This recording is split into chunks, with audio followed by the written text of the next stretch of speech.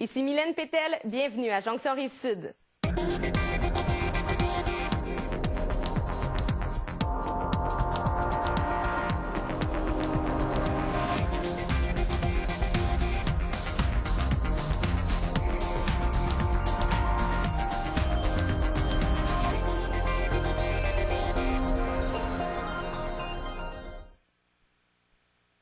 Bonjour à tous, j'espère que vous allez bien. Cette semaine à l'émission, il sera question de théâtre, de photographie et également de littérature.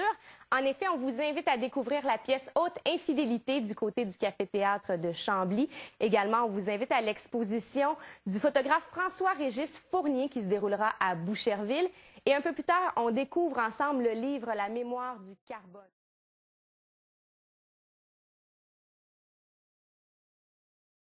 Autour de un événement ultime là, qui arrive dans l'existence de tous et chacun. Mais ça a été ramené, comme j'ai essayé de le mettre en histoire, dans le fond, différentes séquences qui peuvent mener à cette chose-là, qui est l'événement de la mort, dont on parle jamais. Par ailleurs, il y en a partout, mais on n'en parle jamais. On parle juste de la chose éclatante, mais c'est une chose pour ça que la mémoire du carbone, c'est la mémoire non pas des choses éclatantes, des historiques et des morts historiques, mais de la mémoire des personnes, de chaque être à l'intérieur d'elle-même. Donc, pourquoi à travers 11 nouvelles? Pourquoi pas un roman? L'avantage de la nouvelle, c'est qu'on dit beaucoup avec peu. Puis, juste pour reprendre un adage qui me vient en tête comme ça, c'est que la mort, ça laisse souvent sans mots. Puis c'est beaucoup accompagné du silence. Puis, si un roman, c'est bruyant, là. Veut pas, c'est beaucoup de mots, c'est beaucoup de lettres, puis c'est beaucoup de travail là, en arrière, je comprends. Puis il y a beaucoup, tu sais, dans un roman de 300 pages, il y a beaucoup d'auteurs qui vont vous dire que tu vas avoir écrit peut-être 1200 pages pour faire un roman de 300 pages. Donc, pour faire un petit recueil de nouvelles comme ça, j'ai dû me reprendre à, peut-être je n'ai écrit environ une vingtaine de nouvelles, j'en ai gardé 11. Les autres seront peut-être utilisés un jour ou l'autre, mais ils n'ont pas passé la barre que je m'étais fixée. Puis l'idée que j'ai repris beaucoup de ces nouvelles-là à 3, 4, 5 reprises, là, c'est un travail de longue haleine. À travers la vie quotidienne, les 3 enfants, la compagnie, tout ça. Les soirs où je me mettais ou les après-midi que je prenais pour continuer mon recueil, ben, c'était y aller jusqu'au bout du travail esthétique aussi de la chose. Qui on rencontre? Dans ces 11 nouvelles, quel type de personnages? On rencontre des personnages qui sont confrontés à un moment absolu. T'sais, évidemment, c'est le thème de la mort. Bon, la première nouvelle, c'est un homme qui a fait un accident, qui est confronté à sa fin prochaine, mais qui est plongé dans des souvenirs. Puis dans la fantaisie, il y a aussi beaucoup d'éléments fantaisistes dans le recueil de nouvelles qui sont plus de l'imaginatif. De la fantaisie imaginative que du fantastique. Il n'y a pas de surnaturel en tant que tel, c'est plus des artifices littéraires pour nous ramener justement à cet aspect fantasque de la vie, là, la fantasmagorie de la vie. Il y a un auteur qui a dit un jour, j'ai inventé ma vie. C'est vrai, à chaque jour, on invente notre vie avec ce qu'on fait, avec qu'est-ce qu'on perçoit de l'existence. Et c'est un peu ça. Là, ça, c'est le premier personnage. Je reviens à la question que vous avez posée.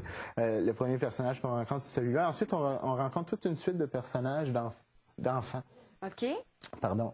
Ces enfants-là nous confrontent justement au début de la vie versus la fin de la vie.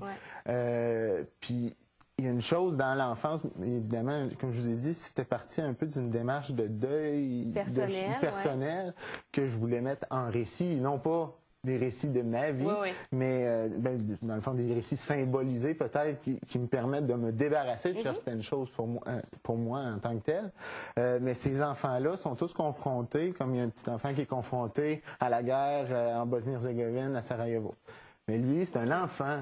Il fait des choses d'enfant. Puis c'est un regard d'enfant. C'est un regard d'enfant. Puis il y en a un autre, c'est un enfant, une comparaison, Butterfly Choco, c'est la comparaison entre un enfant du Québec et un enfant de la guerre, qui sont en quelque sorte peut-être un ami imaginaire de l'enfant du Québec, mais c'est surtout un alter ego où l'enfant du Québec qui va vivre des choses, parfois où l'être humain du Québec, pourquoi il y a de la misère au Québec, on mange à tous les jours, on vit des vies supposément idéales par rapport à l'Afrique, puis pourquoi cet enfant-là, il déciderait de vivre en Afrique qui est confronté à une guerre, puis l'enfant d'ici ou l'adolescent d'ici va aller puis il va se suicider. C'est un peu la question que ça pose. Est-ce que c'est lourd? Non, du tout. J'ai toujours... Ça peut paraître des fois quand on en parle. Quand on en parle, le sujet je travaille énormément sur le style de mes écrits, puis le style est toujours avec une teinte d'humour. Toujours teinté d'humour, toujours teinté de petits regards agaçeurs, justement pour éviter la lourdeur du sujet, parce que le sujet, c'est sûr qu'à la base, la mort, vous le dites, hein, la mort c'est lourd, mais pourtant, tout le monde le vit. Il faut passer par là, puis le vivre, puis être capable d'en faire ses deuils, parce que la mort, c'est pas juste la mort du corps. Il y a des gens qui meurent avant de mourir, puis c'est un peu ça, là, quand on fait pas ses deuils, on va pas par en avant, puis c'est un peu aussi un appel à aller par en avant. Des fois, ça peut paraître défaitiste, comme dans la dernière nouvelle du recueil qui s'appelle la mémoire du carbone, où ça dit c'est quoi la mort de notre monde, est-ce qu'elle va venir aussi, là, si on n'arrête pas de faire ça. Mais derrière ça, il y a un souffle de vie à quelque part. C'est tout un souffle de vie. C'est uniquement un souffle de vie. Parce que le recueil en tant que tel, par sa raison d'être, c'est justement de propulser vers la vie, passer à autre chose. La couverture est magnifique. Oui. Qu'est-ce qu'elle représente? Qu'est-ce qu'elle dit pour vous? Ben, elle va chercher, justement, l'aspect léger, le danseur. Elle va chercher l'aspect léger des récits, puis aussi des questions. Bon, le premier récit s'appelle Mr. Moon, évidemment, où on va chercher la lune. Puis les thèmes de l'eau reviennent beaucoup dans le livre. Et vraiment, la danse, c'est pour aller chercher le côté aérien. Et puis il y a même une nouvelle où c'est une entité aérienne qui suit quelqu'un qui s'en va se suicider. Mais il suit, puis il vient dans la lune. Des fois, il tombe dans la lune, puis il observe d'autres choses de la vie, puis il observe la vie en mouvement, puis il essaye, juste par la pensée, d'essayer de sauver la personne qui est en train d'observer, mais il réussit pas. Est-ce que vous avez réussi, à travers ce livre-là, justement, à faire ce deuil-là que vous aviez à faire? J'ai fait beaucoup de deuil avant ça. Où je suis, dans le fond, je suis devenu un adulte. Je suis passé de l'âge des regrets de l'enfance et de l'adolescence à l'âge adulte. Un petit peu avant ça, puis ça, c'était juste je dirais une porte de sortie, une ouverture vers d'autres choses. C'est ça que ça m'a permis de faire. Puis ça m'a aussi permis, parce que c'était pas mon premier écrit. C'est le premier qui est publié, mais c'était pas mon premier écrit. Puis c'est un écrit qui m'a permis d'aller plus loin. Dans ma démarche esthétique. Donc, la mémoire du carbone, on invite les gens à vous lire, d'autres projets également à venir.